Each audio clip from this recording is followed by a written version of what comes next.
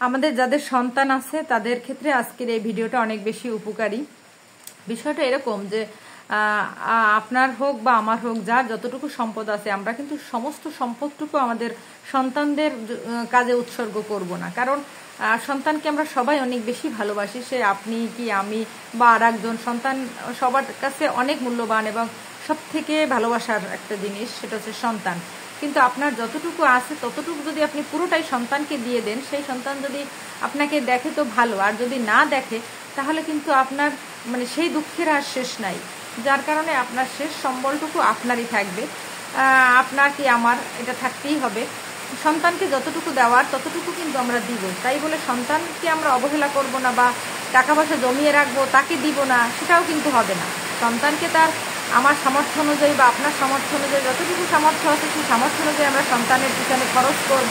আবার নিজেদের জন্য আমরা যতটুকু পারি সঞ্চয় করব। কিন্তু আমার আজকের ভিডিওটার মূল কথা ছিল যে আমরা আমাদের জীবনের সবটুকু সন্তানকে দিয়ে দিব না। কারণ সবটুকু দিয়ে দিলে যখন আপনার প্রয়োজন হবে তখন কিন্তু আপনি কার কাছে হাত পাতবেন বলেন? তখন আপনার ওই দিন জীবিত থেকেও মৃত্যুর মতন অসহায় লাগবে। আমার এই কথাটা যদি কারো ভালো লাগে বা কারো জীবনের সঙ্গে মিলে যায়, সে হোক আমার থেকে অনেক বেশি সিনিয়র বা অনেক জুনিয়র, যেই হোক না কেন, ভিডিওটা যারা দেখছেন তারা অবশ্যই প্লিজ একটু কমেন্টের মাধ্যমে জানাবেন যে আপু বা আন্টি যাই বলেন না কেন, যে আপনার কথাগুলো বাস্তব বা এটাই ঠিক। হ্যাঁ, আমার মনে হচ্ছে আমি যতটুকু বলছি আমার ক্ষুদ্র জ্ঞানে এটাই বাস্তবতা এবং এটাই সমাজে পরিলক্ষিত হয়। আবার অনেক সম্পদ রেখে গেলেন, আপনার মৃত্যু সন্তানগুলো মানুষ হলো না, আপনার মৃত্যুর পর সন্তানরা তখন মানে মৃত্যুর পর না, আপনি যখন অসুস্থ হবেন তখন সন্তানরা ডাক্তার ডাকতে যাবে না, তখন সন্তানরা কি করবে? উকিল ডাকতে যাবে যে আমার বাবার বা আমার মায়ের এত সম্পত্তি আছে, সেটা আগে ভাগ বাটোয়ারা করি। কিন্তু সম্পদ যদি সীমিত থাকে, সন্তান কিন্তু তখন ডাক্তার ডেকে আনবে, তখন সম্পদের প্রতি অত বেশি লোভ হবে না।